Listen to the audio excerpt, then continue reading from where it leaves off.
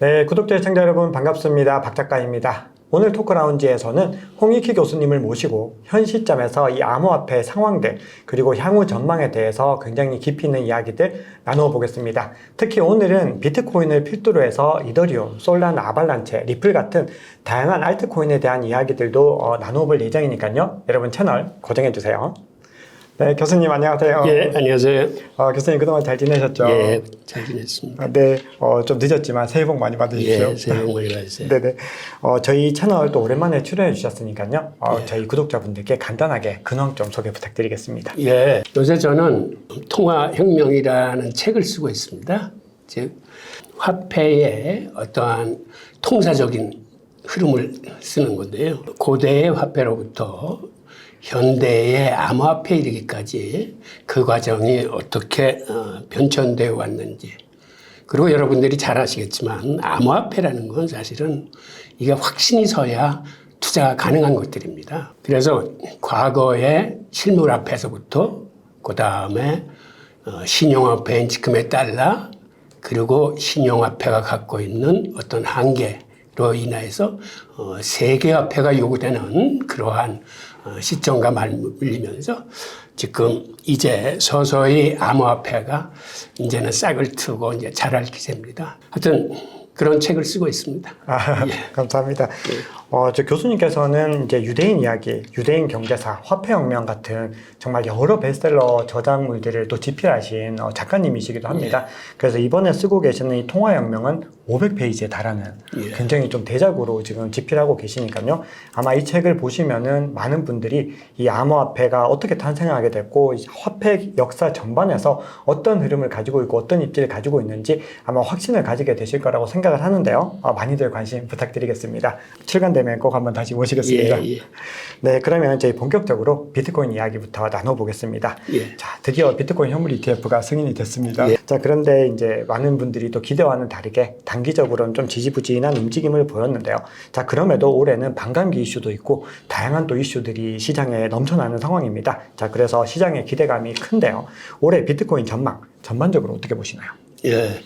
올해 비트코인 전망은 좋을 수뿐이 없습니다. 지금 여러분들이 기대와 달리 좀 시장이 좀 조정을 보이고 있지만 모든 자산 시장은 항상 직진해서 올라갈 수는 없고 올라갔다 내려갔다 하면서 그 다음에 우리 개미 투자자들보다는 한 발 앞서서 움직이기 때문에 우리가 기대했던 것보다는 다른 방향으로 나타날 수 있지만 큰 흐름은 저는 우상향이라고 믿습니다. 네, 감사합니다. 자, 그러면 이제 많은 분들이 현물 ETF 승인으로 인해서 어느 정도의 어떤 비트코인이 이 글로벌 자산 시장에서 입지를 확보할 수 있는지에 대한 궁금증들이 있습니다. 그래서 뭐 일각에서는 금의 어떤 시가총액을 뛰어넘을 가능성, 이런 이야기들도 나오고 있는데 교수님 생각은 어떠신가요? 금의 시가총액을 뛰어넘을 수 있습니다. 그러니까 비트코인 자체가 이게 디지털 금을 목표로 해서 만든 거기 때문에 실제 실물금과 못지않는 가치 있는 화폐를 만들자라는 게 당시 그 암호화폐를 만든 유대인 암호학자들의 뜻이었거든요. 네. 그래서 지금 상황에서 보면은 비트코인의 시가총액은 아직은 채 1조 달러가 되지 않아요. 네. 암호화폐 전체 시총이 한 1조 7천억 달러 정도 되는데 지금 비트코인 도미넌스가 한 50.9% 정도 되기 때문에 아직은 한 9천억 달러 수준입니다. 여기에 반해서 금은 지금 한 14조 달러 정도 돼요. 그러니까 한 15배 이상 금의 시가총액이 더 많은데 이 15배를 한꺼번에 쉽게 쫓아가지 못할 겁니다. 네. 우선 비트코인이 더디 성장해서가 아니라 비트코인도 나름대로 빠르게 성장을 하겠지만 금한테도 이게 나름대로 한순간에 모멘텀이 올 수 있어요. 그 얘기는 무슨 얘기냐면 지금 금도 미국 선물 시장에서 미국 정부의 견제와 규제로 인해서 이게 제대로 크지 못하고 성장이 억눌려 있는 상태입니다. 그런데 제가 보기엔 언제까지 미국 정부가 금 선물 시장을 이용해서 금을 억누르지는 못할 겁니다. 상황이. 그래서 중간에 금도 나름대로 한번 크게 성장할 수 있는 모멘텀이 오기 때문에 비트코인이 금시장을 추월하는 건 추월하되 시간은 좀 걸릴 거라고 봅니다. 네네. 아무래도 금도 계속해서 발전을 하겠지만 아무래도 상승 속도는 또 비트코인이 더 빠를 수밖에 없는 상황이라 결국은 이제 시간의 문제이지만 충분히 가능하다 이렇게 말씀을 주셨습니다. 자, 그럼 이번에는 이제 반감기에 대한 이야기를 좀 나눠볼 텐데요. 아무래도 이제 반감기가 있다 보니까 지금보다는 비트코인 도미넌스가 이제 과거 기준으로는 대략 뭐 한 70% 정도까지도 올라갔던 시기들이 있다 보니까 많은 분들이 지금에서 비트코인 도미넌스는 더 많이 올라가야 된다 이런 기대감들을 가지고 있는데 더 오를 거라고 예상하시는지, 그리고 단기적으로 그리고 중장기적으로 비트코인 가격 어느 정도로 보고 계신가요? 반감기로 인해서 비트코인 동력은 이제 충분히 됩니다. 그럼 매번 그 반감기가 그 증명을 하는데, 그런데 저는 개인적으로 사실은 반감기에 큰 의미를 두지는 않습니다. 왜 그러냐면 비트코인 총량이 2,100만 개인데 이미 한 1,950만 개 정도는 채굴이 끝났어요. 앞으로 남은 그 개수가 사실은 많지 않아요. 그래서 반감기로 인해서 공급의 축소보다는 사실은 심리적인 요인이 더 큰 거죠.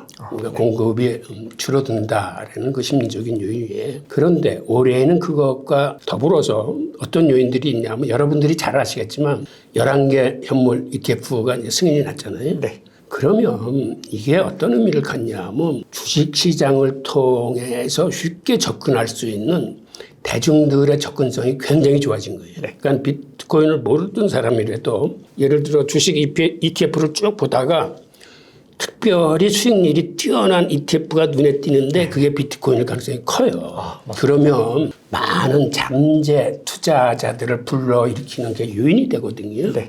지금 사실 미국 같은 경우는 암호화폐 투자자 수가 적지 않습니다. 거의 한 4천만 명 정도 된다고 그래요. 그 바이든 대통령도 언급을 했을 정도인데, 그런데 주식 투자자는 어느 정도 많냐면 가계의 한 60% 정도가 주식을 보유하고 있어요. 그런데 이 은퇴구자가 제일 많고 직접 투자를 하는 가계도 그 계좌가 1억 개가 넘어요. 그러다 보니까 거기서 1억 개의 계좌를 갖고 주식 투자하는 사람들이 자기가 하는 주식 투자에서 이제 비트코인 그 ETF 지수가 보이고 수익률의 그 차이들이 보이기 때문에 앞으로 잠재 고객이 이제 많이 커질 수 있다는 거고, 그 다음에 특히 젊은이들은 지금 주식이나 채권에 푹 빠져 있는데 주식이나 채권보다도 이쪽이 새로운 신세가 되고, 특히 이더리움이나 레이어2들이 약진이 예상대로 된다면 젊은이들이 많이 이 시장에 참여할 거로 보여서 단기 전망, 중장기 전망, 장기 전망도 굉장히 좋아요.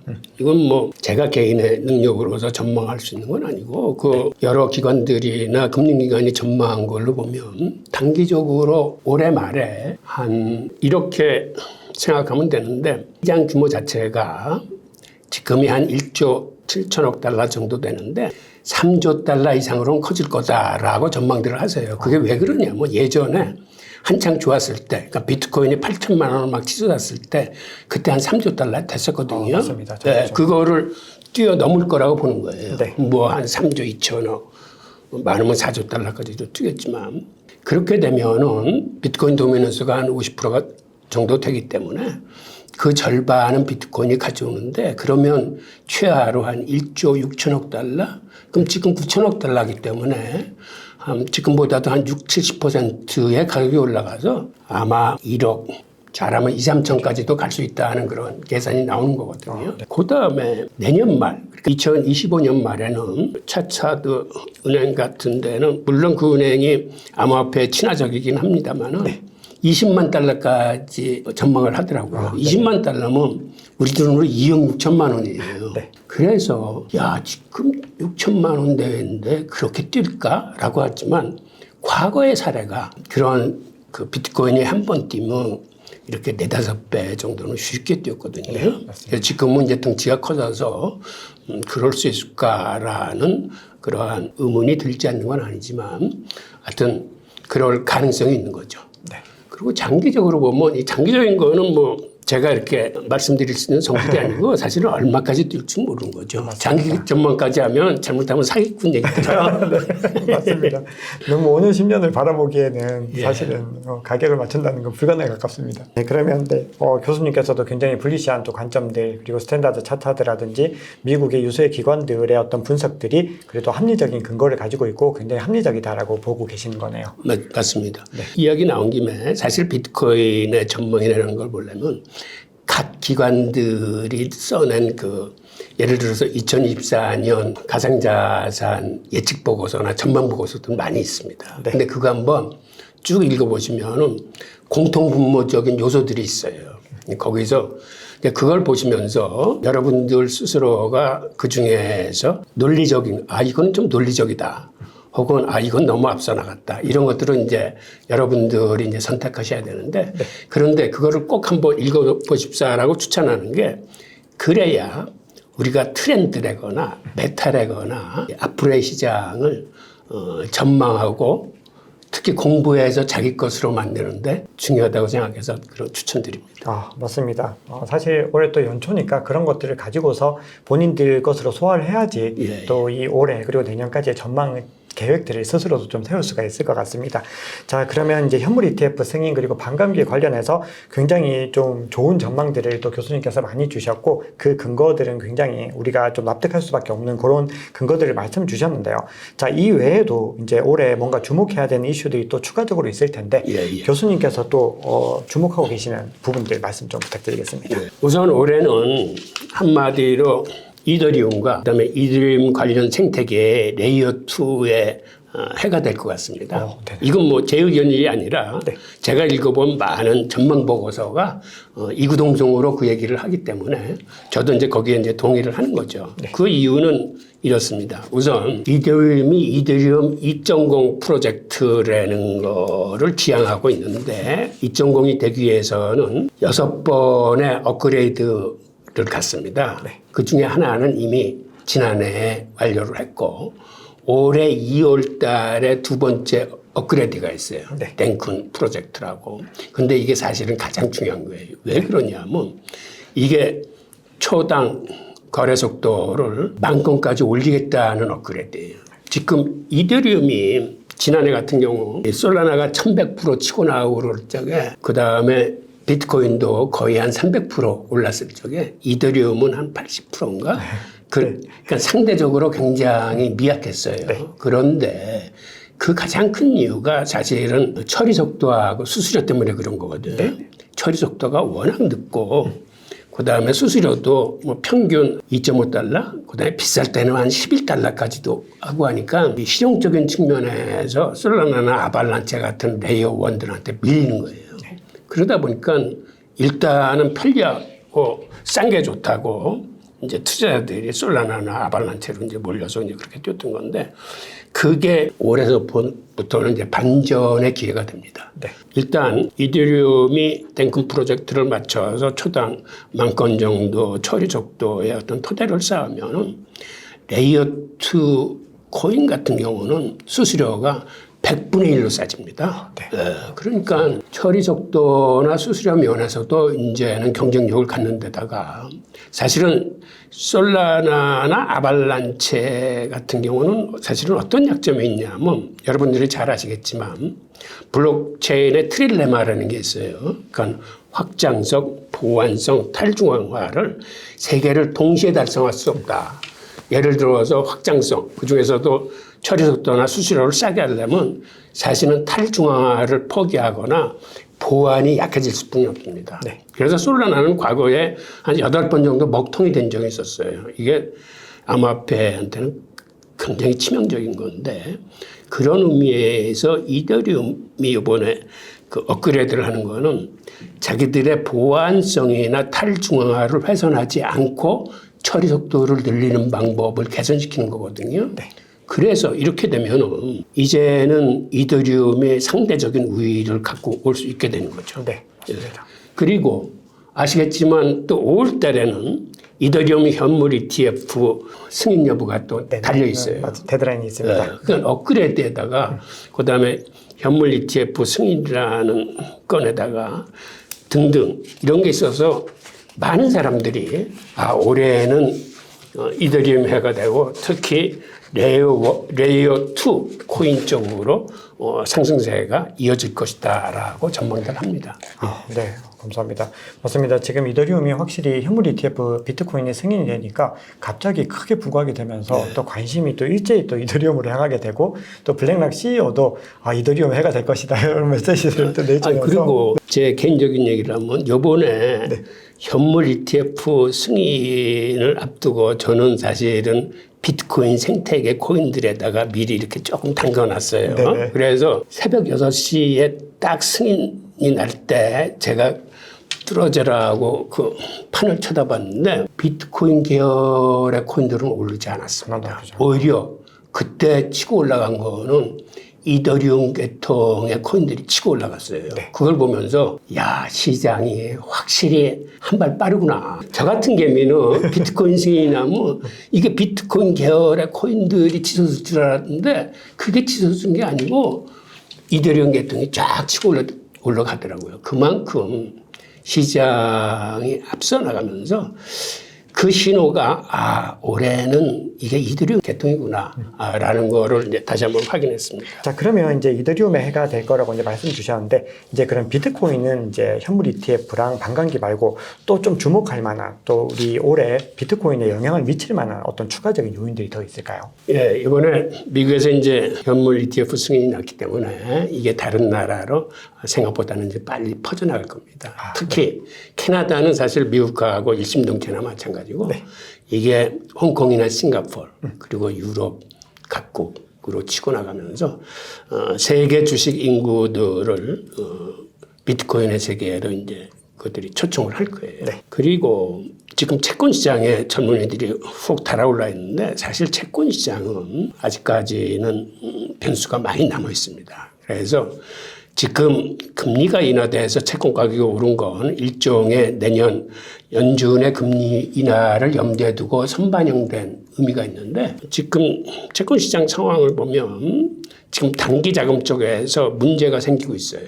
미국의 국채가 그나마 이렇게 유지되고 있는 게 단기 국채를 발행해서 국채 시장을 돌리고 있는데 이 단기 자금에 문제가 생겨서 지금 단기 자금에 경고등이 들어왔거든요. 그러면 미국 국채 시장이 앞으로 그렇게 원활히 돌아가지 못하게 됨을 의미합니다. 그 얘기는 다시 얘기해서 국채 시장의 금리가 이제 다시 오를 수 있는 여지가 있다는 거거든. 그런데 일종의 여태까지 국채는 안전자산이라고 우리가 생각해왔는데 이게 이제 위험자산의 카테고리에 들어가 있고 그런 의미에서 주식이나 채권보다는 세계 젊은이들이 수익률이 좋은 암호화폐 쪽으로 돌릴 가능성이 큽니다. 와, 이게 시사하는 바가 되게 큰 게 이제는 미국채를 안전자산이 아니라 오히려 위험자산으로 갈 가능성이 있고 오히려 암호화폐는 대체자산의 정체성들, 그게 비트코인 같은 경우는 그런 정체성도 확보하고 있다라고 하면은 확실히 이 비트코인이 다른 자산 대비 우위에 있는 요소들이 굉장히 많은 것 같습니다. 그러니까 지금 비트코인의 승인이 사실은 역사적인 의미가 이제는 비트코인이 일부 양성화되고 제도금융권 안으로 들어왔다는 걸 의미하는데 이게 사실은 의미가 굉장히 커요. 앞으로 암호화폐 시장과 제도금융권 시장은 융합돼 갈 겁니다. 그러니까는 이게 경계를 허물고 같이 갈 수뿐이 없는 게 여러분들이 잘 아시는 토큰 증권 STO하고 그다음에 이제 RWA 자산 토큰화 이거는 결국은 블록체인 위에서 이제 움직여야 되는 거거든요. 증권이나 채권이 토큰화 된다는 의미고 그다음에 이런 금융 자산뿐만 아니라 실물 자산의 모든 게 토큰화돼서 이게 블록체인, 온체인 위에서 이제 가치가 거래되고 전달되는 걸 의미하거든요. 이 얘기는 지금 제도금융권에서 블록체인 ETF를 가져간 건 이건 사실은 시작에 불과한 거예요. 이 사람들이 이 시장에 뛰어든 이유는 사실은 이 자산 토큰화 시장하고 STO, 토큰 증권 시장을 보고 이제 일종의 전초전에 한 발을 들인 걸 의미하는데 토큰 증권 같은 건 이게 어느 정도 커질 거냐 하면 지금 세계적으로 시장 규모가 한 24억 달러라고 그러는데 그 정도 되면 앞으로 6년 후에는 작게 보는 기간이 한 4조 달러. 4조 달러라고 그래도 이게 엄청나게 커지는 건데 4조 달러. 네. 많이 보는 데는 지금 16조 달러까지 봐요. 24억 달러를 16조 달러까지. 네. 그러니까는 이렇게 큰 시장이기 때문에 블랙록의 그 레리 핑크 대표 같은 양반은 앞으로 금융권에서 가장 주목해야 될 게 자산 토큰화 사업이라고 그랬어요. 네. 그러니까 그만큼 그걸 크게 보기 때문에 그 양반이 이제 비트코인 ETF를 이제 시작을 한 건데 결국은 블랙록뿐만 아니라 지금 JP 모건 은행 같은 데도 이 자산 토큰화 사업에 이제 뛰어들려고 준비를 많이 하고 있거든요. 그러니까 이제는 제도 금융권들이 한마디로 이 가상자산 시장에 뛰어드는 거예요. 그래서 이제는 서로 벽을 허물고 이제는 하나의 울타리로 가는 그 시작을 알린 게 이번 현물 BTF의 승인이라고 봅니다. 와, 이건 ETF는 시작이고 어떻게 보면 전초전이다. 그걸 그렇죠. 가지고서 실제로는 수많은 실물 자산들을 다 블록체인 위에 올리기 위한 그렇죠. 어떤 기반을 닦는 것이다. 이렇게 또 말씀을 주셨습니다. 와, 그러면 이제 이렇게 굉장히 우리가 큰 어떤 변화들 앞에 서 있는데 그럼에도 불구하고 이렇게 제도권으로 편입이 되었지만 비트코인 낙폭이 10% 이상 되는 조정들이 앞으로도 또 계속 이어지겠죠. 맞습니다. 한 10% 정도만 아니고 과거에는 반의 반토막도 났어요. 예, 원래는 선물 시장이라는 건 현물 시장이 먼저 단단해지고 여기에 대한 해칭으로 선물 시장이 먼저 생겨야 되는데 비트코인 같은 건 선물 시장이 먼저 생겨가지고 그동안은 선물이 막 현물 시장을 막 흔들었어요. 아시다시피 이건 이제 웩도덕 현상이라고 하는데 앞으로는 그렇게 심하게 흔들지는 못할 거예요. 왜 그러냐면 현물 시장에 블랙록이나 이제 JP모건 같은 큰 형님들이 들어와 있기 때문에 밑에 있는 골목 대장들이 이걸 막 흔들기가 그렇게 쉽지는 않아요. 그렇다 하더라도 앞으로 30% 이상 되는 조정이나 이런 것도 이제 수차례 나타날 수 있어요. 결국 알다시피 주식시장을 봐도 이게 올라갔다가 떨어졌다 올라갔다 또 무슨 일이 있으면 정말 꼬꾸러졌다 이렇게 가면서 결국은 우상향하는 건데 앞으로 그런 것들은 아마 각오를 하고 감내를 하셔야 될 거예요. 장기 투자를 하시려면. 맞습니다.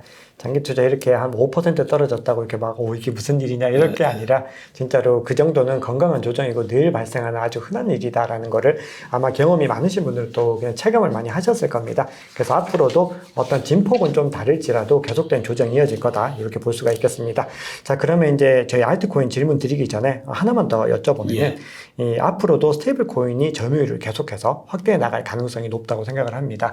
그래서 앞으로의 어떤 스테이블 코인의 추세들, 그리고 이 스테이블 코인의 어떤 확장이 비트코인과 이더리움에는 또 어떤 영향을 미치는지 좀 설명 부탁드리겠습니다. 예, 지금 이제 스테이블 코인은 어떤 면에서는 세계적인 이게 추세, 흐름에 들어섰습니다. 우선 유럽에서 이미 지난해 미카 법안을 발효시켰는데 일단 그 시행까지의 준비 기간을 한 1년 반 정도 줬어요. 그리고 이제 본격적으로 시행을 할 텐데 이게 하여튼 광범위하고 포괄적으로 스테이블 코인을 규제할 뿐만 아니라 규제를 통해서 성장을 지원하고 있습니다.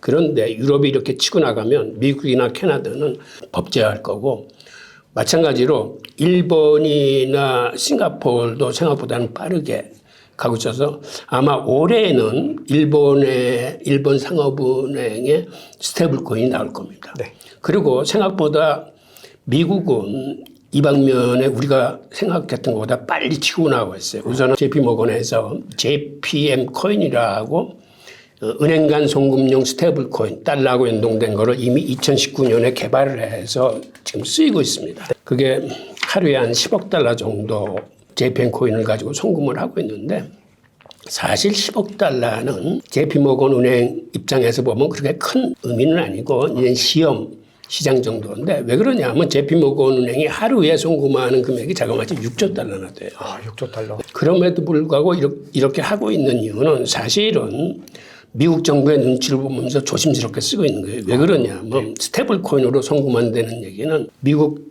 정부가 주도하는 스위프트 시스템에 어떻게 보면 정면으로 도전하는 행위가 되기 때문에 그거를 이제 조심스럽게 이제 쓰고 있는 거죠.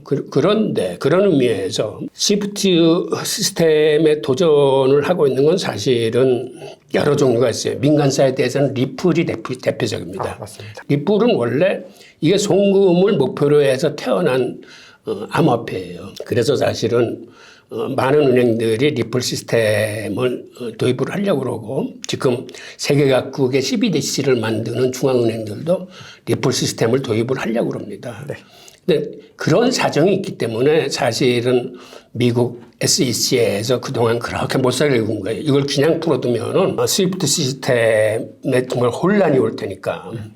이게 스위프트 시스템에 비해서 압도적인 기술적 우월력을 갖고 있고 값이 싸고 송금이 즉시되고 하기 때문에 그냥 놔두면은 스위프트 시스템 자체가 흔들릴 수 있는 위험이 네네. 있으니까. 그 다음에 앞으로 각국의 CBDC가 나오면 이 또한 스위프트 시스템보다는 훨씬 경쟁력이 강합니다. 그러니까 민간 사이드에서는 리플한테 공격당해, 인증 공공 사이드에서는 각국의 CBDC한테 당해. 게다가 지금 앞서 말씀드린 스테이블 코인은 이거는 정말 압도적인 경쟁력을 갖는데 우선 쉽게 얘기해서 송금 수수료가 스테이블 코인은 거의 들지 않아요. 이거는 중개은행이 필요 없고 환전이 필요 없습니다. 그러다 보니까 수수료가 안 들고 단지 송금할 적에 네트워크 사용료 건당 한 100원 이하 정도 들어요. 네네. 그리고 송금도 35초 만에 완료가 돼서 즉시 확인할 수 있어요. 네. 그러다 보니까 앞으로 사실은 스위프트 시스템도 여기에 맞서기 위해서 사실은 개선을 했어요. 스위프트 GPI라는 도메용도 만들고 디지털화해서 스위프트 고라는 것도 2021년에 소매용도 만들고 개선을 했습니다만은 그럼에도 불구하고 이 CBDC와 스테이블 코인의 상대가 안 됩니다. 그래서 결국은 미국이 주도하는 이 시스템 자체가 몰릴 수 있는 이런 형편인데 그 과정에서 그렇다면 자본 유출이나 어떤 테러 자금으로 쓰일 수 있는 이 스테이블 코인이나 이런 거를 미국이 그대로 방치할 거냐 하는 문제는 이제 또 다른 문제인데 거기에 조금 델리케이트한 상황이 있어요. 뭐냐면 미국이 스테이블 코인을 막을 수도 없는 중요한 이유 중에 하나는 스테이블 코인, 특히 달러로 연동된 스테이블 코인은 이게 달러 그 세력의 확대에 도움이 됩니다. 이게 달러를 연동해서 갖고 있기 때문에 달러 연동 스테이블 코인이 각국에서 많이 쓰인다는 얘기는 그만큼 달러가 확대돼서 나가는 것과 똑같은 거고 또 하나 달러 연동 스테이블 코인이 갖고 있는 담보물의 60% 이상이 미국 국채예요. 맞습니다. 지금 미국은 국채 시장이 굉장히 어렵거든요. 그 이유는 수요에 비해서 지금 공급이 워낙 많습니다. 그런데 바로 그런 시장을 앞으로 살려줄 수 있는 게 이 스테이블 코인이. 그러다 보니까 미국 정부의 스탠스가 굉장히 지금 어정쩡합니다. 네. 이거를 규제할 수도 없고 그렇다고 전폭적으로 밀어줄 수도 없고 하여튼 그런 과정에서 스테이블 코인은 지금 추세가 유럽을 중심으로 해서 이제 법제화되면서 제도권 안으로 들어오는 모양새이기 때문에 앞으로 스테이블 코인이 크면서 이게 비트코인 시장이나 이더리움 시장도 같이 커질 겁니다. 그리고 일부 스테이블 코인은 아예 달러를 담보물로 잡지 않고 비트코인이나 이더리움 같은 암호화폐로 담보물로 잡는 스테이블 코인들도 늘어나고 있어요. 그러니까 스테이블 코인이 큰다는 얘기는 이게 비트코인이나 이더리움한테 긍정적인 효과를 미치는 거죠. 네. 지금 스테이블 코인이 가장 크게 쓰이는 나라는 한마디로 과거에 초인플레이션에 시달렸고 지금도 인플레이션이 높은 나라들. 그러니까 개발도상국에서 많이 씁니다. 네. 그 대표적인 나라들이 이제 중남미 같은 데거든요. 그래서 중남미는 이미 2개국이 법정 통화로 채택을 했고 그 다음에 많은 나라들이 법정 통화는 아니더라도 지불 수단으로서 이제 법제화를 했어요. 그리고 지금 아르헨티나 같은 경우도 지난해 인플레이션이 200%가 정도 됐는데 그런 나라 국민들은 이제 자국의 화폐를 쳐다보지 않고 자국의 화폐가 들어오면 이거를 스테이블 코인이나 비트코인으로 바꿔놓습니다. 특히 요새는 비트코인의 성장세가 좋기 때문에 많은 경우 비트코인으로 바꿔놔요. 그러니까 그렇게 할 수뿐이 없는 게 과거 제가 브라질에 근무를 했는데 그때 브라질의 그 인플레이션이 연 한 3,000%씩 올라가요. 3,000%요? 그렇게 되면 이 사람들은 월급 시스템이 아니라 주급 시스템입니다. 자국 맞습니다. 화폐가 워낙 빠른 속도로 가치가 없어지기 때문에 매주 월급을 줘요. 그러면 그 사람들은 주급을 받자마자 가장 먼저 슈퍼마켓으로 달려가서 슈퍼마켓에 가서 모든 현금을 상품으로 바꿔놓습니다. 네. 그러면 슈퍼마켓 주인은 그 돈을 받아가지고 이 사람도 이걸 지체를 하면 안 되기 때문에 상품으로 바꿔놓든지 달러로 바꿔놓든지 하룻밤만 예금을 집어넣어도 하루에 3%씩 주는 오버나이트 예금이 있어요. 네. 하여튼 이런 식으로 자산을 지켜야 되거든요. 즉 이런 식으로 돌아가면은 화폐 유통 속도가 굉장히 빨라져요. 그러니까 초인플레이션이 일어난다는 건 중앙은행이 화폐를 많이 찍어내서가 아니라 화폐 유통 속도가 이 기대 인플레이션이 있는 나라에서는 빠르게 돌아가기 때문에 이제 초인플레이션이 일어나는 거거든요. 네. 그런데 개발도상국에는 그런 나라가 의외로 많아요. 네. 게다가 지금처럼 우크라이나 전쟁이나 저렇게 이스라엘 팔레스타인 같은 전쟁들이 툭툭 터지면 그다음에 앞으로 전쟁이 터질 수 있는 국가에서는 사람들이 기본적으로 불안을 하면 자기가 갖고 있는 재산 중에 국외 탈출할 때 쉽게 갖고 나갈 수 있는 그게 사실은 스테이블코인하고 비트코인이거든요. 네. 그러니까 그런 식으로 세상의 기본적인 여건들이 이런 스테이블코인이나 비트코인을 선호하는 지역이 우리가 생각한 것보다는 많은 나라에 퍼져 있기 때문에 이 잠재 수요들이 큰 거죠. 교수님 말씀 드리니까 뭐 그 긴박감이 되게 많이 느껴지고 진짜 그 분들 이제 여행 유튜브나 이런 데 보면은 중남미 가서 보면은 진짜로 아르헨티나 같은 경우도 달러로 바로 바꾸기 위해서 굉장히 애를 많이 쓰고 은행들도 달러를 갖다가 지키고 있으면서 쉽사리 안 내놓더라고요 보니까. 정말 그래서 그런 상황들이 중남미의 사실 아르헨티나나 이런 특정 나라뿐만 아니라 광범위하게 이런 상황들이 좀 일어나고 있다 보니까 아마도 이 비트코인의 어떤 사용성, 이 보관성은 굉장히 더 많이 늘어날 것 같다는 생각들을 또 하게 됩니다. 자, 그러면 이제 리플 얘기를 조금 나눠봤는데 교수님께서는 이 스위프트망을 위협하는 요소로 CBDC, 스테이블코인 리플을 이제 언급을 해주셨는데 그 중에서 그래도 가장 위협적인 건 스테이블코인이다 이렇게 말씀을 주신 거라고 해석을 할 수 있고 그러면 리플 같은 경우는 이 스위프트와의 경쟁에서 뭐 입지가 어느 정도 된다고 봐야 될까요? 리플도 상당히 경쟁력이 있어요. 네. 리플은 제가 알기에 지금 각국 정부가 CBDC를 개발하고 있는데 세계 중앙은행의 90% 이상이 지금 CBDC를 개발하고 있습니다. 네. 그리고 이미 CBDC를 쓰고 있는 나라들도 이제 몇 개국 돼요. 그리고 앞으로 이제 중국이 CBDC를 지난 3년간 시험을 거쳐서 올해서부터 이제 본격적으로 상용화시킬 텐데 골드만삭스 같은 경우에는 2030년 정도가 되면 중국의 위안화 중에서 15% 이상은 CBDC가 시장을 대체할 거라고 보고 있습니다. 게다가 중국과 교역하고 있는 나라들과의 관계에서 지금 중국에서 무역을 하거나 자본 이동을 하는 데 쓰이는 통화가 이미 달러보다 위안화 사용의 비중이 넘어섰어요. 중국과 거래하고 있는 나라는 이제는 위안화를 더 많이 쓰는데 중국의 결제 시스템인 CIPS에 디지털 위안화가 이미 연계되어 있습니다. 그렇게 되면 중국과 거래를 하는 나라들의 중국의 디지털 위안화가 생각보다는 빠른 속도로 이제 퍼져나갈 겁니다. 네. 리플의 경쟁력은 이제 크게 보면 이제 두 가지인데요. 네. 지금 각국 중앙은행이 CBDC를 개발하고 있는데 그들이 그 리플 시스템을 자국의 CBDC 개발에 쓰고자 하는 나라가 생각보다는 많습니다. 네. 그리고 또 하나는 지금 각국 상업은행들이 자체 스테이블코인, 달러와 연동된 스테이블코인을 이제 개발하고 있어요.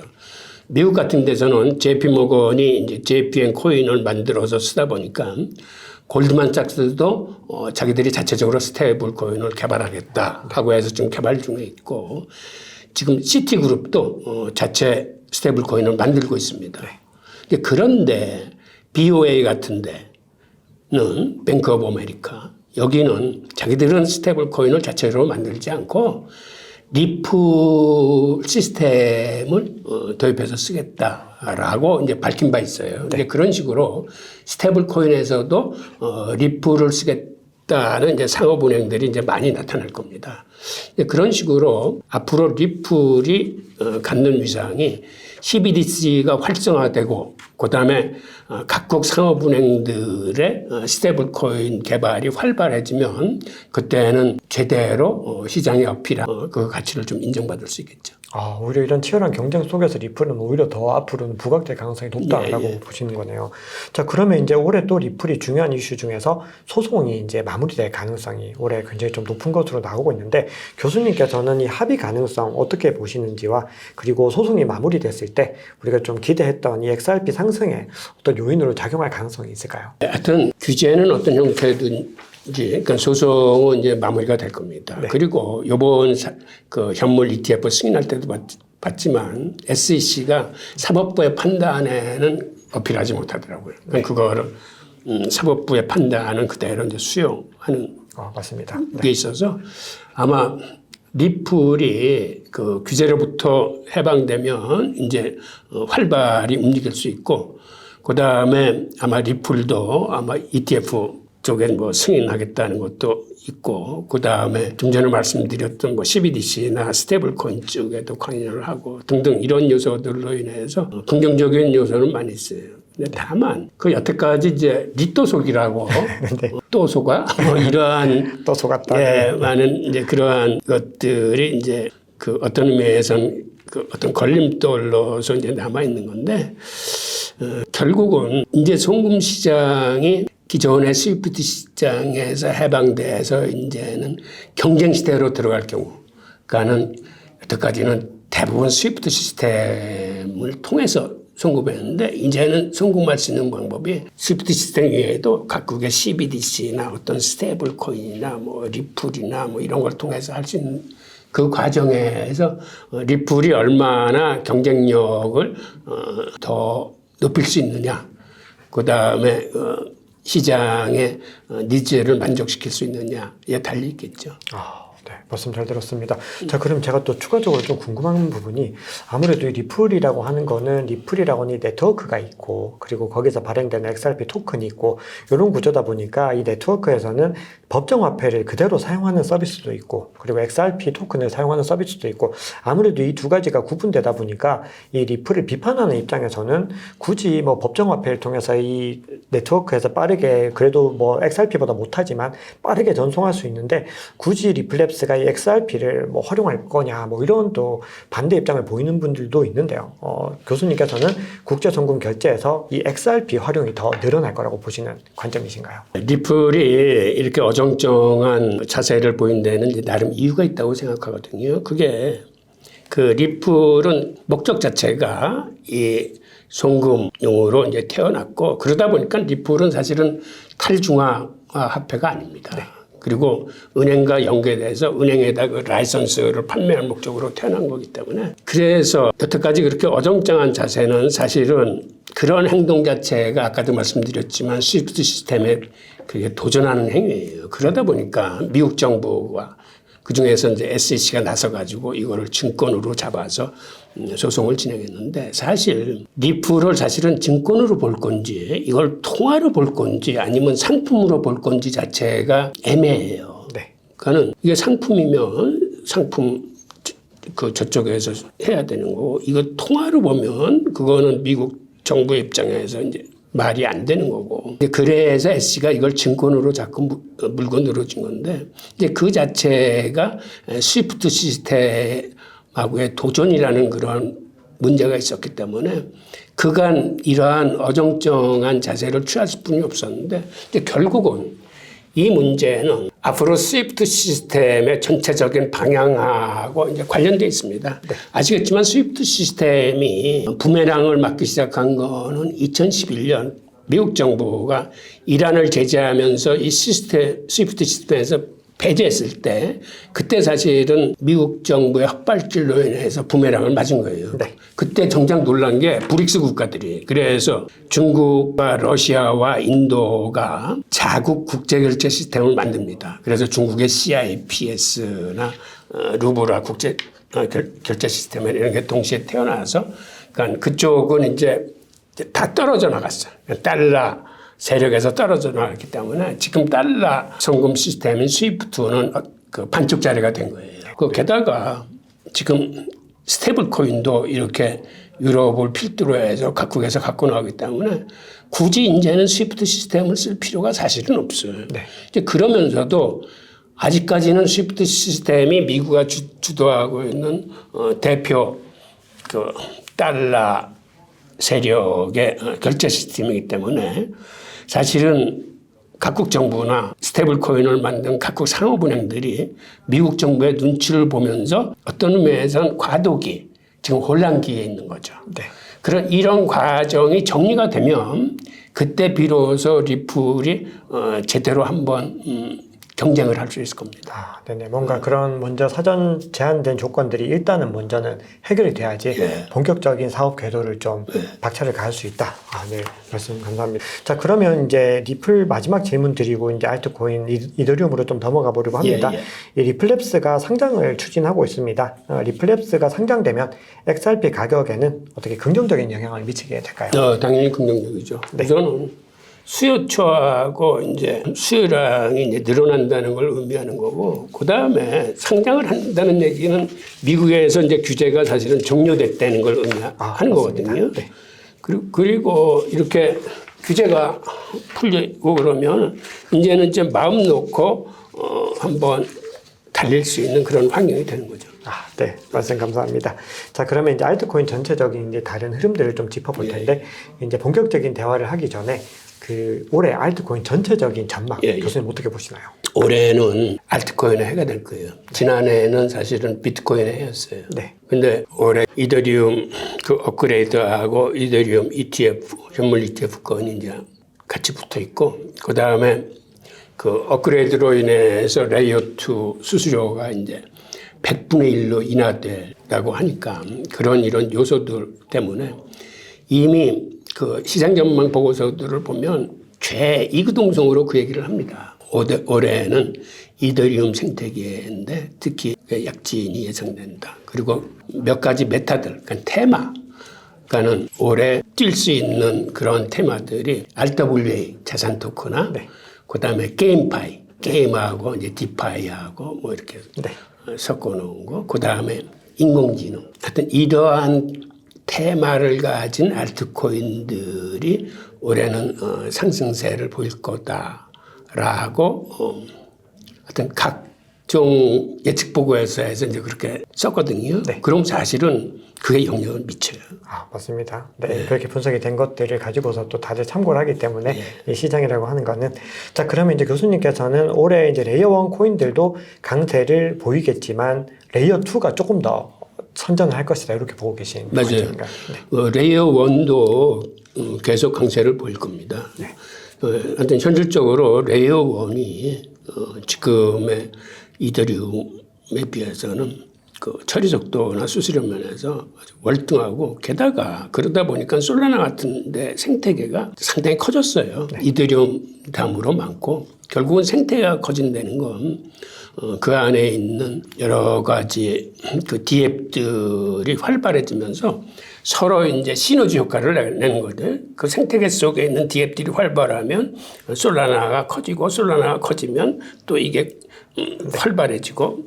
그래서 지난해 솔라나 생태계의 봉크 같은 민코인은 자그마치 7,900%가 넘었어요. 맞습니다. 그러다 보니까 모든 사람들이 지금 봉크 찾기에 나선 거야. 올해의 봉크는 뭐가 되는지. 그래서 뭐 민코인도 뒤지고 그다음에 레이어 2 생태계 안에서 또 뭐가 있을까라고 보는데, 그게 확실히 시장을 살리는 데는 효과가 있어요. 그래서 아발란체 같은 데도 일부러 그런 걸 띄우기 위해서 자기네들도 민코인을 지원하겠다고 아주 발표를 하고 나섰잖아요. 그러니까 그거를 본 투자자들이 올해의 지금 이러한 테마, 그다음에 이더리움 생태계 내에 이런 사막에서 이제 바늘찾기 같은 걸 나서고 있는 거죠. 근데 그게 실제로 시너지 효과를 보일 겁니다. 네, 그걸 미리 또 선점하는 사람들이 더 많은 수익을 얻을 수 있는 또 그런 구조다 보니까 많이들 좀 찾고 있는 것 같습니다. 네, 그러면 이제 알트코인 중에서 대장입니다. 이더리움에 관한 또 이야기들을 좀 나눠야 되는데 교수님께서 운영하시는 또 유튜브 채널이 있습니다. 경제산책 채널에서 이더리움 2.0 출시와 함께 이더리움 전망 그리고 다른 알트코인과의 어떤 차별화 이런 부분들을 많이 말씀을 주셨는데요. 저희 채널 구독자분들께도 이더리움 업그레이드가 어떻게 진행되고 있는지 간단하게 설명 좀 부탁드리겠습니다. 예, 그러시죠. 사실은 이게 굉장히 중요한 거. 우선은 지금 화면에 이 그림을 좀 봐두시죠. 여기 보면 이더리움 발전 방향에서 여기 그림에 보면 초당 거래 처리량이 나오는데 사실 기존의 이더리움은 초당 한 20건뿐이 처리하지는 못했습니다. 그래서 그나마 지난해 업그레이드가 시행돼서 한 6,000건 정도로 이제 올라서고 있어요. 그렇다 하더라도 이게 솔라나나 이런 데 비하면 턱없이 부족한 수치거든요. 솔라나 같은 게 지금 초당 많을 적에는 5만 건에서 심지어는 70만 건 정도 과부하가 걸릴 적도 있었어요. 네. 그리고 비자가 지금 초당 한 2만 4천 건 처리한다고 그러는데 아마 올해 업그레이드 2가 끝나면 이더리움도 초당 10만 건 정도 그 토대를 이룰 겁니다. 그러니까 이게 앞으로 2년에 걸쳐서 시행되는 업그레이드인데 이 업그레이드가 다 진행되면 그리고 계획대로 달성이 될 수 있다 그러면 이더리움이 이제 다시 탄생하는 거죠. 근데 이더리움의 장점은 아까도 말씀드렸지만 레이어 1, 솔라나, 아발란체에 비해서 보안성하고 탈중앙화가 강화되는 의미입니다. 그거를 유지하면서도 이러한 그 확장성을 늘릴 수 있다라고 하면 이더리움이 새로운 경쟁력을 갖고 이더리움 생태계를 이제 더 활성화시킬 수 있는 거죠. 네. 네, 그러면 이제 다음으로 올해 또 중요하게 보는 게 이제 덴쿤 업그레이드 다음으로 비트코인 현물 ETF가 승인됐으니까 이 이더리움 ETF가 승인이 될 것이다. 이런 기대감인데 또 일각에서는 이게 또 마음먹은 대로 그렇게 쉽게 되지 않을 것이다. 이런 전망들도 있는데 교수님은 어떻게 보시나요? 그런데 이더리움까지는 저는 되리라고 보는데 그 이유는 네. 결국 비트코인이 된 것도 사실은 그레이스케일이 법정 투쟁을 해서 따낸 거 아닙니까? 네, 맞습니다. 그런데 이더리움도 사실은 그러한 것과 맥을 같이 해요. 네. 그런데 만약 그 위에 리플이나 이러한 것들이 들어가면 그건 모르겠어요. 네. 아마 그거는 SEC가 견제를 할 가능성이 커요. 연쇄적으로 너무 이제 계속 신청을 해버리게 될 테니까. 그리고 리플은 아직까지 스위프트가 건재하고 있는 상황에서 이거를 제대로 양성화시켜서 살려주면 스위프트 시스템에 문제가 있는 거예요. 맞습니다. 더 위험해질 수 있겠습니다.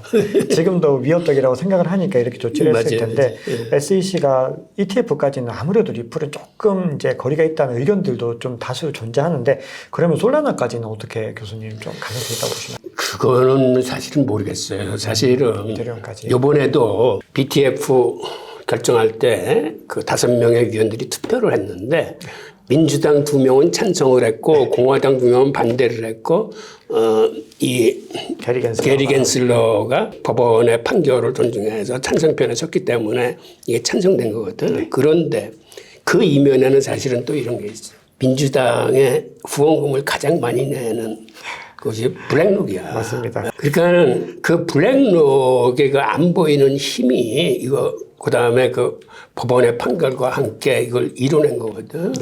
그런데 그 다음으로 들어가는 거는 이더리움까지는 그러한 법원의 판결의 효력이 살아있다고 보는데 그 뒤에는 솔직히 모르겠어요. 들어가도. 네, 아직까지는 이더리움이 일단 돼봐야지 또 조금 더 방향이 나올 것 같습니다. 네, 그러면 이제 교수님께서는 이더리움까지는 충분히 가능성이 그래도 있다. 자, 그러면 이제 이더리움 설명 주셨는데 레이어 2에 대해서도 또 간단하게 정리 부탁드리겠습니다. 아시겠지만 레이어 2는 지금 이더리움의 생태계가 너무 과부하가 걸려서 이게 2017년서부터 과부하가 이렇게 걸렸어요. 저 NFT하고 그저 디파이하고 메타가 나오면서 이렇게 과부하가 걸리는 통에 지금 처리 속도도 늦고 수수료도 굉장히 비싸지고 했는데 그러다 보니까 레이어 2라는 거는 이더리움의 그 본질적인 요소는 훼손시키지 않으면서 그 연산 수행을 갖고 나와서 다른 블록체인 위에서 해에서 이제 갖고 들어가서 여기다 기록을 하는 겁니다. 그러니까 그 과정을 통해서 그 이더리움의 그 처리 속도를 이제 빠르게 하는 거거든요. 하여튼 이런 요소로 이더리움의 처리 속도가 빨라지면 그래서 이 바깥에서 가져나와서 이렇게 연산해서 가지고 들어간. 근데 연산해서 가지고 들어가면 이게 왜 처리 속도가 빠르지냐면 모노레일에서 컨베어 벨트에서 작업을 할 적에 예를 들어서 하나하나 처리하면 병렬 처리식으로 하면 이걸 하나하나 다 처리를 해야 돼. 근데 바깥에서 이렇게 하면은 예를 들어서 한 뭉텅이씩 갖다가 올릴 수 있어요. 그러니까 하나하나 처리한 걸 100개 단위로 탁탁 이렇게 올리니까 속도가 100배가 빨라지는 거예요. 네네. 이게 어떠면은 이걸 모듈식이라고 부르는데 이거는 모노식이지. 모노식. 네. 모노식에 비해서 모듈식이 왜 빠르냐 하면 처리한 거를 예를 들어서 100개 묶음으로 갖다가 이렇게 처리를 하니까 이 속도가 이제 100배 정도 빨라진다는 거거든요. 네. 그런 의미에서 이더리움 레이어 2는 레이어 1의 솔라나나 아발란체에 비해서 갖고 있는 경쟁력이 한마디로 여기는 탈중앙화를 훼손하지 않고 보안성을 건드리지 않으면서 처리 속도를 높였다는 게 큰 장점인데 네.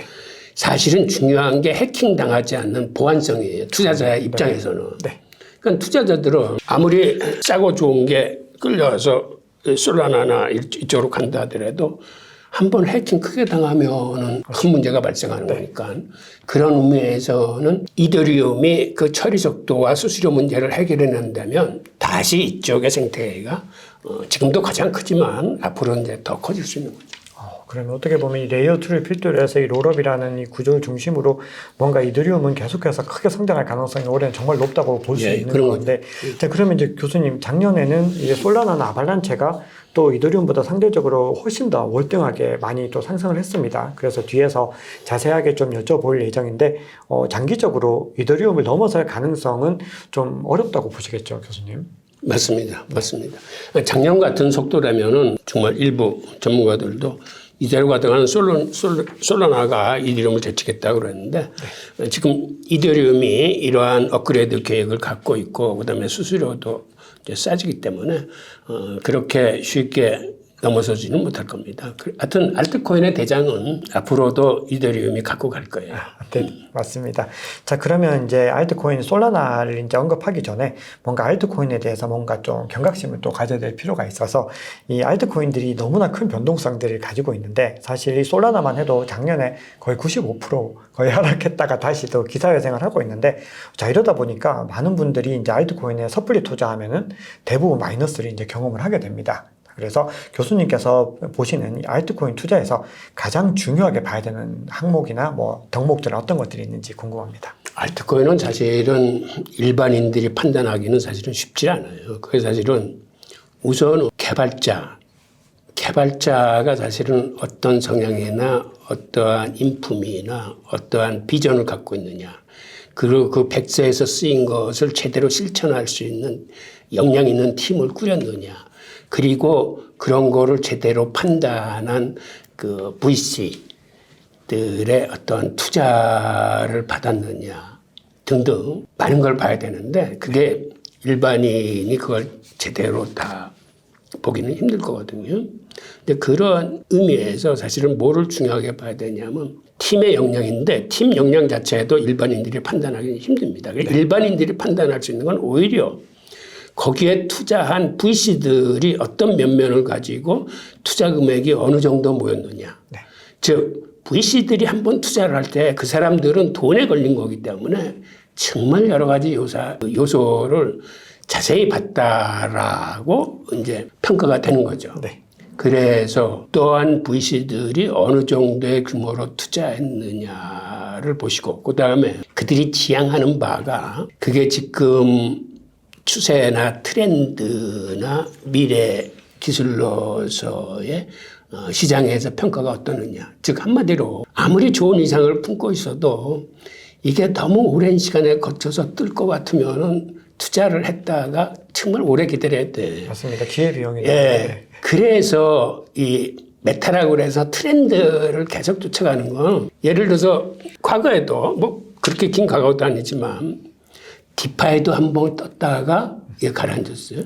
NFT도 처음엔 대단하게 나왔다가 이제는 많이 식었어요. 네. 뭐 메타도 크게 세상을 바꿀 것처럼 했다가 지금 이제 주춤하고. 근데 그렇다고 해서 그 기술들이 죽은 게 아니고 앞으로 신기술들과 혹은 다른 것들과 이제 융합을 하면서 분명히 다시 살아날 겁니다. 그렇다 하더라도 살아나는 데까지는 시간이 많이 걸리기 때문에 그게 투자로서 직결되지는 않아요. 네, 맞습니다. 그러니까 투자로서 직결될 수 있는 건 지금 당장 시장을 달구는 아마 이게 장기 투자하고 이제 단기 투자의 차이일 수도 있는데 예를 들어서 장기 투자하시는 분들은 뭐 비트코인의 80%, 이더리움의 20% 맞습니다. 집어넣고 마음 편히 있으면 되는데 네. 단기 투자하시는 분들은 그렇게 해서는 성이 안 차니까 예를 들어서 비트코인 한 40, 이더리움 한 30, 그리고 또 한 30%는 알트코인 중에서 어떤 트렌드를 쫓아가는 투자들을 이제 하는 쪽으로 이제 포트폴리오를 짜셔야 되는데 즉 그거는 시장에서 달아오르고 있는 트렌드를 쫓아가시는 거죠. 근데 쫓아가시는 방법도 그 중에 섹터별 1위를 골라서 가실 건지 아니면 정말 자기가 대박을 꿈꾸고 크게 클 놈들을 찾아서 이제 가시는지 그건 결국은 이제 투자자의 이제 선택의 몫이지만 하여튼 그런 의미에서 저는 그 많은 전문가들이 얘기하는 그 예측 보고서나 전망 보고서를 읽어보시고 그 중에 공통 분모를 찾고 이게 논리적으로 맞겠다라고 하시는 것들을 취하시면 어떨까 합니다. 교수님께서 너무 알트코인 투자에 대해서 좋은 말씀 많이 주셔서 사실 알트코인을 개인이 이게 속속들이 분석을 한다는 거는 불가능합니다. 왜냐하면 어차피 우리에게 공개된 자료 자체가 정보가 워낙에 희박하기 때문에 이걸 가지고 우리가 어떻게든 머리를 쥐어 짜내야 되는데 그렇게 하는 것보다는 말씀 주신 대로 뭔가 우리가 더 전문적인 어떤 기관들의 가이드를 가지고서 거기서 이제 공통분모를 찾고 그 중에서 더 이제 좋은 것들을 모아서 분산 투자 그것도 굉장히 중요한 것 같습니다. 비트코인, 이더리움을 충분히 넣은 상태에서 이제 나머지 시드들을 가지고서 우리가 좀 도전을 해보자. 이 부분이 이제 교수님께서 좀 핵심적으로 말씀 주시려고 했던 것이 아닌가 그 생각을 합니다. 자, 그러면 이번에는 이제 솔라나 이야기 본격적으로 해보겠습니다. 솔라나 프로젝트가 지금까지 여러 리빌딩 과정을 좀 겪었습니다. FTX 사태가 터지고 나서도 지금까지 계속해서 지금 굳건하게 또 다시 회복을 하는 그런 분위기인데 그만큼 어떻게 보면 FTX 사태 이전의 솔라나와 지금의 솔라나를 또 완전히 같은 솔라나로 보기에는 좀 제한사항이 있을 것 같습니다. 그래서 이제 그 과거와 어떻게 달라졌고 그리고 지금 솔라나가 다시 가격이 급등하는 요인 어떻게 보시나요? 솔라나 같은 경우는 사실은 솔라나를 제대로 이해하려면 이제 과거의 역사서부터 좀 알아야 되는데 네. 우선 과거의 솔라나는 그 FTX가 지원을 하면서 아주 급등을 한 거예요. 네. 그 다음에 솔라나를 만든 사람들이 퀄컴 출신들이. 네. 퀄컴 출신이라는 건 무슨 의미냐면 퀄컴이라는 회사가 우리나라 그 SK하고 그 휴대폰 시스템을 만든 나라인데 즉 이 사람들이 휴대폰을 만들었던 사람이 되나서 그 IT가 발전해온 과정을 잘 알기 때문에 그걸 갖다가 이 블록체인 기술의 발전에다가 이제 응용을 한 거예요. 어떻게 보면. 네, 그래서 이 사람들이 그런 면에 강합니다. 네. 그리고 FTX가 달라붙어서 지원을 했을 때 이 큰 속도가 사실은 초기에는 시총이 한 1,100억 대뿐이 안 됐는데 FTX가 지원을 하면서 정말 급속하게 커가지고 시총이 한 90조 원대까지 넘어갔는데 네. FTX가 망하면서 이게 같이 꼬꾸라져서 20분의 1 토막이 난 거예요. 네.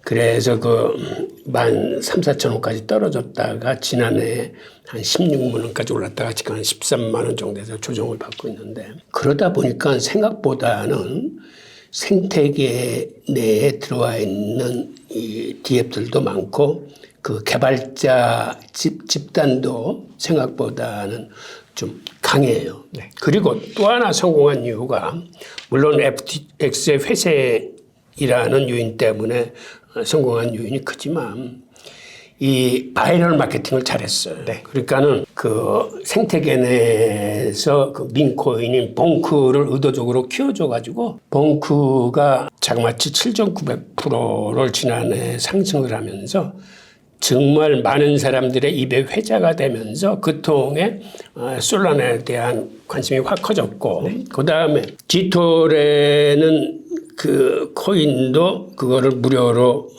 2억 달러 이상어치를 에어드롭을 해주면서 마치 로또 찾기 열풍을 일으켰듯이 그렇게 열풍을 일으킨 게 솔라나 생태계 발전에 크게 도움이 됐습니다. 네.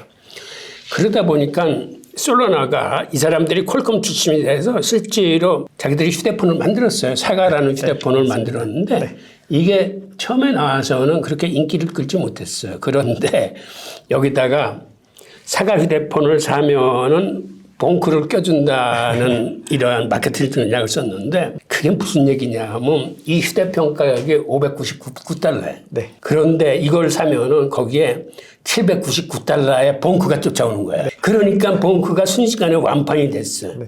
이런 식으로 바이럴 마케팅이 이제 힘을 보탠 거고 또 하나는 그 돈나무 캐시우 누나가 자기가 보니까 솔라나 괜찮다. 네, 굉장히 많이. 이게 앞으로 이더리움을 추월할 수도 있겠다라는 얘기를 했는데 그게 엄청난 힘을 발휘해서 기관 투자자들이 이걸 매입하고 하는데 이제 큰 힘을 쏟아졌거든요. 그러니까 몇 가지 요소가 겹친 거죠. 네. 그러니까는 FTX의 회생 가능성이 살려냈고 그다음에 바이럴 마케팅이 다행히 적중을 했고 그다음에 이 돈나무 언니의 사격 지원이 했고 이러한 요소가 겹치면서 이 솔라나가 이제 회생을 한 거죠. 게다가 사실은 이런 요소에 본질적인 요소는 이더리움에 비해서 처리 속도나 거래 수수료가 엄청 싸다는 겁니다. 네. 이런 팩트가 있으니까 이 팩트 위에 지금 얘기한 이러한 심지어 운대라고 얘기할까요? 네. 운대가 잘 맞은 거죠. 네, 맞습니다. 타이밍도 굉장히 잘 맞았습니다. 네. 그리고 사실 그 타이밍을 좀 마케팅적으로 이용할 줄 아는 사람들이라는 맞아요. 생각이 좀 많이 들었습니다. 이 사람들이 솔라나를 만들 때서부터 이 사람들의 아이디어가 뭐냐면 블록체인 기술도 인터넷 기술이나 IT 기술과 이게 궤를 같이 할 거다. 네. 그래서 이 사람들이 나와가지고 솔라나를 이제 만든 거거든. 네. 이 친구들이 IT 기술도 처음에는 인터넷 저게 굉장히 늦어가지고 그 사람들이 고생을 많이 하면서 이게 한 단계 인터넷이나 IT 기술이 발전한 거 아닙니까? 네. 블록체인도 똑같이 그런 걸 겪을 거라고 생각을 하면서 그렇다면은 그 중에서 고객들이 가장 답답해할 게 바로 처리 속도라고 본 거죠. 처리 속도하고 이제 수수료니까 네. 거기다 우리는 집중하면 되겠다라고 그래서 이제 솔라나를 만든 사람들이거든. 근데 그게 사실은 나름대로 적중을 한 거죠. 네, 맞습니다. 자, 그러면 이렇게 굉장히 좀 많이 변모된 그리고 마케팅도 잘하는 이 솔라나가 향후 장기적으로도 계속 성장할 거라고 보시는지 교수님은 전망 어떻게 보시나요? 결국은 그거는 기술 경쟁력의 유지. 지금처럼 그렇게 확장성이나 이런 데서 앞서 나가면서도 미비한 분야인 보안이나 이런 거를 개선시킬 수 있느냐에 달렸는데 일단 창업자들은 보완하겠다고 그랬어요. 개선시키겠다고 그랬어요. 네네. 그래서 옛날처럼 그렇게 이제 먹통이 되거나 해킹 당하지 않는 방법을 찾겠다고 그랬는데 우선 그거를 이제 지켜봐야 될 거고 또 하나는 다른 경쟁 기술들이 출현하는지 여부를 이제 봐야 되는 거죠. 맞습니다. 네. 이쪽 잘 하고 나가지만 그보다 더 좋은 기술이 나와서 그쪽에는 해킹이나 탈중앙화까지 강하다라는 게 시장에서 검증이 되면 이게 훨씬 더 낫네? 라고 생각하면은 순식간에 바뀔 수도 있는 거죠. 네, 맞습니다. 자, 그러면 이제 솔라나는 이제 어떻게 보면 우리가 또 개인들이 굉장히 또 많이 또 활용을 하고 우리가 또 좀 인기가 있는 프로젝트인데 사실 솔라나에 비해서 좀 조용하지만 역시나 크게 성장한 프로젝트가 있는데 이 아발란체 프로젝트도 작년에 굉장히 크게 상승을 했습니다. 아무래도 이 아발란체는 좀 B2B에 좀 강한 또 면모들을 가지고 있다 보니까 솔라나보다는 조금 덜 시끌벅적하게 좀 상승하지 않았나 또 이런 생각들을 하게 되는데요. 아발란체는 어떤 프로젝트인지 그리고 상승하게 된 된 또 이유는 무엇인지 궁금합니다. 우선 아발란체는 두세 가지 강점을 갖고 있는데 네. 아발란체가 지금 지향하고 있는 게 토큰 증권과 자산 토큰화 사업이에요. 네. 그거를 글로벌 대기업들과 지금 같이 하고 있거든요. 네. 거기 이제 우리나라도 있어. SK그룹의 SK 플래닛이라는 데하고 그다음에 그 게임 업체 네오유지하고 이제 파트너십을 체결을 했는데 하여튼 이런 식으로 우리 국내 업체뿐만 아니라 세계 기업들하고 자산 토큰화 사업과 이제 웹3 사업을 이제 같이 한다는 거 하나. 네. 그다음에 아발란체의 특징은 컨베어 벨트 시스템으로 병렬 처리 하나하나 이렇게 하는 게 아니고 이쪽은 크게 세 가지 모듈로 이렇게 나눠서 합니다. 뭐 C체인, P체인, 무슨 체인, E체인 해가지고. 그러니까 이게 이렇게 이해를 하면 쉬워요. 과거 수출에서 CKD 수출이라는 게 있어요. 이게 컴플리트리 녹다운 수출이라고 개발도상국 같은 데는 예를 들어서 자동차를 수입할 때 완제품 차를 수입을 하는 게 아니라 처음 계약을 맺을 때 우리한테 기술 전수를 해주기 위해서 이거를 부품으로 우리한테 팔아라. 그러면 우리나라가 부품을 받아서 조립을 해서 국내 시장에 팔겠다라고 한 게 CKD예요. 그 다음에 이걸 일일이 모든 부품을 그렇게 컴플리트리 녹다운 시스템으로 하면 힘들기 때문에 거기서 나중에 조금 진화한 게 이제 세미 녹다운 시스템이에요. 그건 뭐냐? 모듈식으로 파는 거예요. 네. 즉 엔진이면 엔진 시스템, 전장이면 전장 시스템 이렇게 몇 가지 큰 덩치로 만들어서 들어와가지고 조립을 쉽게 만드는 거예요. 그거는 바로 아발란체가 쓰는 그 모듈 시스템이 그겁니다. 이게 다른 레이어원에서 이렇게 병렬 처리하는 건 시간이 많이 걸리니까 바깥에서 모듈을 만들어서 세 개의 모듈을 갖다가 얹혀가지고 처리 속도를 엄청나게 빠르게 하는 거예요. 그렇게 하면 아발란체 측의 주장에 의하면 완결 처리 속도를 심지어는 1초 미만으로 빠르게 처리할 수 있다라고 하는 거거든요. 네. 그러니까 이런 식으로 빠르게 처리함으로써 이더리움에 비해서 이제 큰 경쟁력을 갖는 거죠. 그리고 최근에는 JP모건 같은 데에서 자산 토큰화 사업의 협력 기술로 아발란체를 채택했다라는 소식이 퍼지면서 이제 가격 상승에 일조를 했는데 그리고 아발란체 장점이 또한 이더리움 생태계하고 접근성, 그 다음에 솔라나 생태계하고의 호환성도 좋습니다. 네. 그러다 보니까 이러한 몇 가지의 경쟁력이 아발란체 가격을 이제 쳐올리는 거죠. 그러면 아발란체도 이번 사이클 동안에 그래도 꾸준한 상승을 할 가능성이 높은 프로젝트다. 이렇게 지난해 한 350% 정도를 했는데 아마 올해도 그만큼은 안 되겠지만은 그냥 결국 봐야 될 거는 이더리움 업그레이드를 위해서 레이어 2가 그들이 주장하는 대로 정말 경쟁력을 가질 것인지 그래서 작년에 약진했던 솔라나하고 혹은 아발란체하고 비슷한 정도의 어떤 그 실행력을 가질 것인지가 관건데 이제 그거를 이제 비교를 해봐죠. 이쪽에서는 업그레이드 한다고 했는데 목표했던 대로 이제 제대로 안 나왔든지 아마 가더라도 시간이 덜 걸릴 건지 이런 것들에 의해서 레이어 1과 레이어 2의 싸움이 아마 결정될 거예요. 근데 교수님 앞서 이제 리플 말씀 이제 나누면서 이제 JPM 코인이랑 또 얘기가 같이 좀 나왔습니다. 그래서 JP 모건이 이 JPM 코인이 뭐 하루 동안 일일 거래량이 뭐 1조가 넘는 그런 금액들이 움직이고 있는데 실제로 이제 JPM 코인과 리플은 뭐 경쟁 구도다 이렇게 좀 내러티브가 형성이 되어 있는데 리플이 JPM 코인보다도 더 경쟁력이 있다고 봐야 될까요? 그거는 기술적인 측면에서는 저 경쟁력이 있을지 몰라도 기존 기득권 세력 내에 쓰이는 그 광범위한 영향력에 비해서는 JPM 코인에 미치지 못할 겁니다. 우선 JPM 코인은 월스트리트를 대표하는 JP모건 스탠리 은행이 만든 코인이에요. 그리고 그거는 스테이블 코인입니다. 그거는 가격 안정성과 일종의 신뢰성이 있는 거예요. 그래서 이 스테이블 코인과 비교를 한다는 건 어떤 면에서는 스테이블 코인이 사실은 일반 암호화폐에 비해서는 한 수 위에요.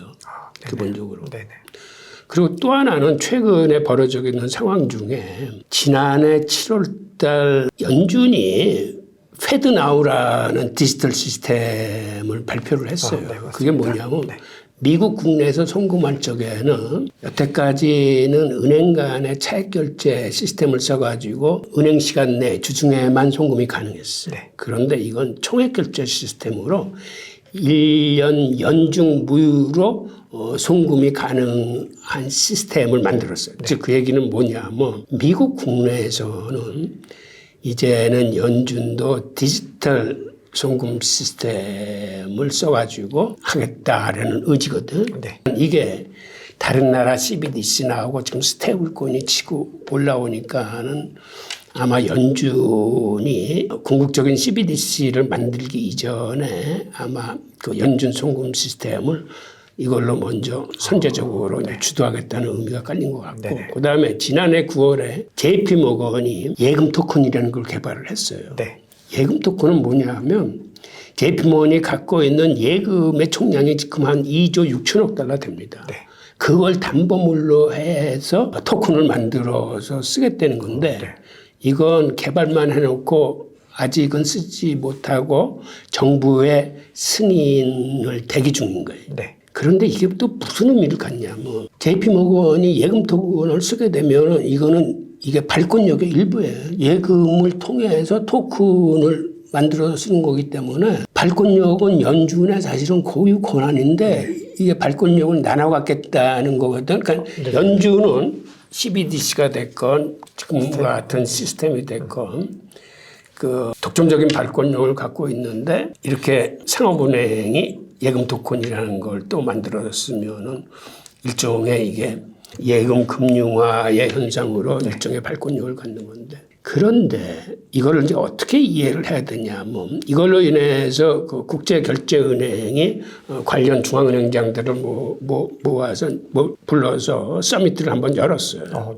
그런데 국제결제은행은 오히려 반응이 세계 각국이 예금 토큰의 발행을 제도화해야 된다 쪽으로 우선 공고를 했어요. 그러니까 이거를 제도 금융권에서 하자는 의미로 했는데 거기 우리 이창용 총재도 참가를 했었는데 그래서 우리나라도 심지어는 올해 말이나 뭐 경우에는 예금 토큰 같은 게 선을 보이지 않을까라는 일의 추측도 나오고 있는데 이게 그쪽에서는 어떻게 설명을 하냐면 우리가 과거에 현재도 지폐 시스템이지만 지폐 시스템에서 중앙은행이 본원 통화를 발행을 하면 이게 상업은행으로 들어가서 상업은행에서 대출을 통해서 신용 창출을 일으키듯이 중앙은행의 본행 통행이 상업은행을 거치면서 신용 창출로 인해서 시중의 유동성이 불어나듯이 앞으로 디지털 세계에서는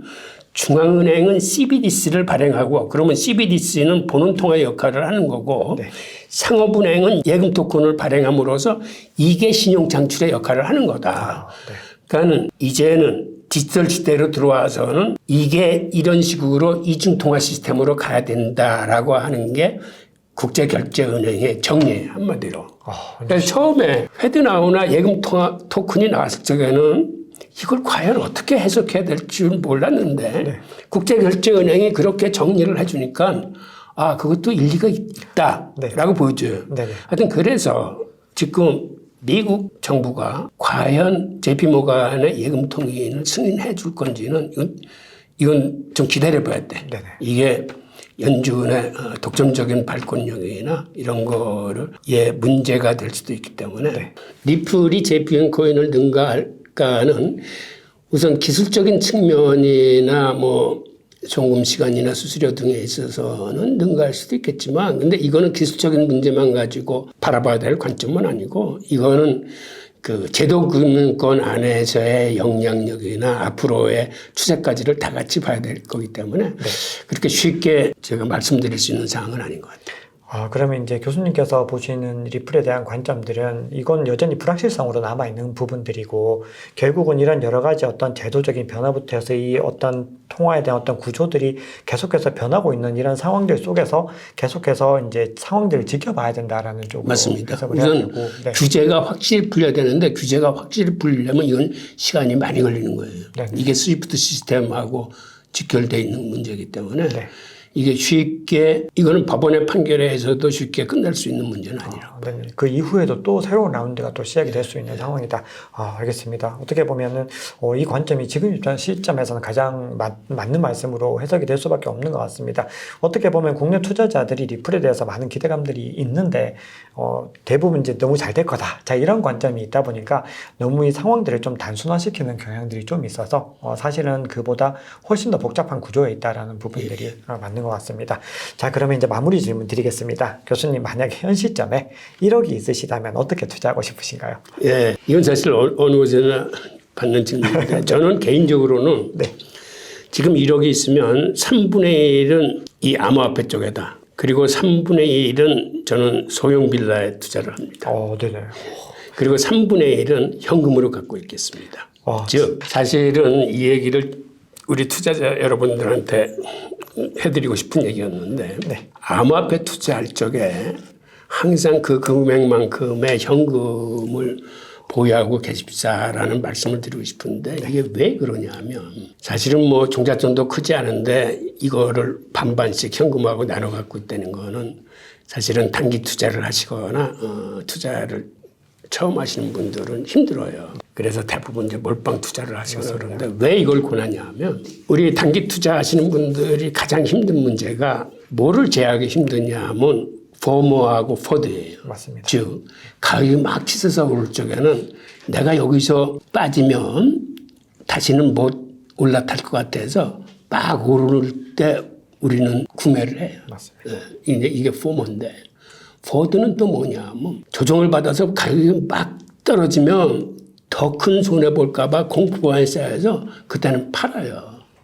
그런데 이렇게 포모와 포드에 사로잡히게 되면 이게 어떤 문제를 갖고 있냐면 사실 모든 투자라는 건 쌀 때 사가지고 비싸게 파는 게 기본 원칙인데 네.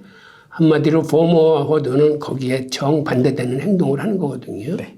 그러니까는 가격이 오를 적에는 조정받을 때를 좀 기다려야 되는 거고 가격이 떨어지면 오히려 그때 들어가서 사야 되는 건데 그런데 이게 말이 쉽지 그렇게 쉽지 않습니다. 네. 그래서 이 클로드 세논이라는 정보화의 아버지라 부르는 아주 천재분이 계셨는데 이 양반은 천재적인 과학자일 뿐만 아니라 투자에도 아주 규제였어요. 이 양반은 이렇게 그 과학자 생활을 하면서도 자기가 투자를 해서 연평균 수익률이 평균 28%에 달할 정도로 아주 투자를 잘했는데 이 양반이 일반인을 위해서 만들어낸 투자법이 하나 있어요.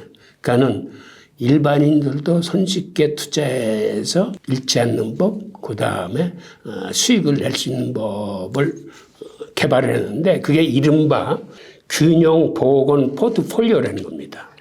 이건 뭐냐면 이론이 아주 간단해요, 생각보다. 예를 들어서 암호화폐를 자기 돈 50%를 사나. 그리고 거기에 대응하는 현금을 50% 갖고 있어요. 그랬다가 암호화폐 가격이 올라와서 이게 60대 40으로 비중이 바뀌었으면 암호화폐를 팔아가지고 이걸 다시 50대 50% 만들어 놓는 거예요. 그랬다가 또 이번에는 암호화폐가 조정을 받아서 가격이 폭락하면 그때는 이게 또 뭐 30대 70 정도 이렇게 포션이 바뀌었을 텐데 이거를 다시 50%로 만들기 위해서 그때는 암호화폐를 사가지고 다시 50대 50으로 만드는 거예요. 네. 이 주기는 그거는 개인이 선택하면 되는 거예요. 나는 일주일에 한 번 맞추겠다. 아니면 나는 매일 정오 12시 되면 맞추겠다. 그러면 이게 어떤 효과를 가져오냐면 비쌀 때 팔고 쌀 때 사는 효과를 가져옵니다. 그러니까 이 원칙을 지키면 암호화폐 가격이 비싸지면 자동적으로 팔게 되는 거고 가격이 떨어져서 싸지면 자동적으로 사는 시스템이 되는 거예요. 그럼 이게 자기가 암호화폐 100% 투자했을 때하고 어떤 차이가 있냐면 그 차이를 설명한 게 이제 세논의 도깨비라는 이런 차트인데 그냥 100%를 다 암호화폐를 갖고 있을 적에 이게 등락을 거듭하면서 이렇게 왔다 갔다 했다 그러면 그 투자의 증감이나 이게 거의 없어요. 그런데 이렇게 거의 큰 틀 밴드 내에서 이렇게 등락을 거듭했어도 이렇게 50%를 현금으로 갖고 있고 균형보금 포트폴리오를 활용했을 적에는 여기 보이는 그래프처럼 이 수익률이 계속 우상향합니다. 네.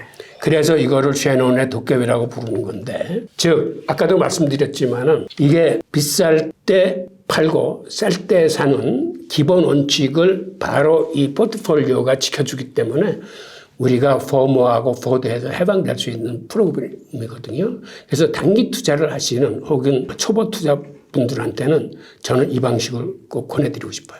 맞습니다.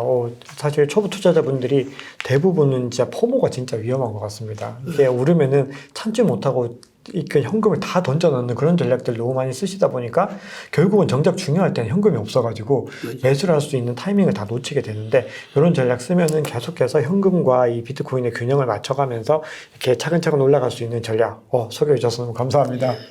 네, 그러면 이제 저희 구독자분들께 마지막으로 당부의 말씀 부탁드리겠습니다. 예, 이 암호화폐 시장은 사실은 위험한 시장입니다. 그래서 항상 보수적인 입장을 견지하십사라고 말씀을 드리고, 그 다음에 자기가 확신에 차서 투자를 했더라도 일단 시장과 소통을 해야 됩니다. 조지 소로스가 그렇게 큰 돈을 번 거는 그 사람이 투자에 확신에 차가지고 한 것들이 많은 성공을 가져온 게 아니라, 조지 소로스야말로 그 재기성 이론이라는 거를 개발해서 그걸로 돈을 벌었는데, 재기성 이론이라는 건 이런 겁니다. 확신에 찬 투자를 하더라도 항상 열린 마음을 갖고 시장과 소통하려는 거예요. 그래서 투자를 했는데 시장의 반응이 내 확신과 반대로 갈 적에는 내 고집을 계속 주장하지 말고 시장에 순응하려는 거거든요. 즉, 내가 뭐를 잘못했을까?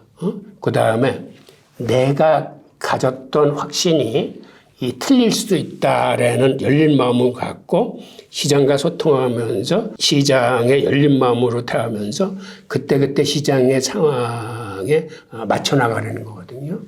암호화폐도 사실은 결국 마찬가지라고 생각하는데, 암호화폐도 사실은 공부를 많이 해야 되는 분야입니다.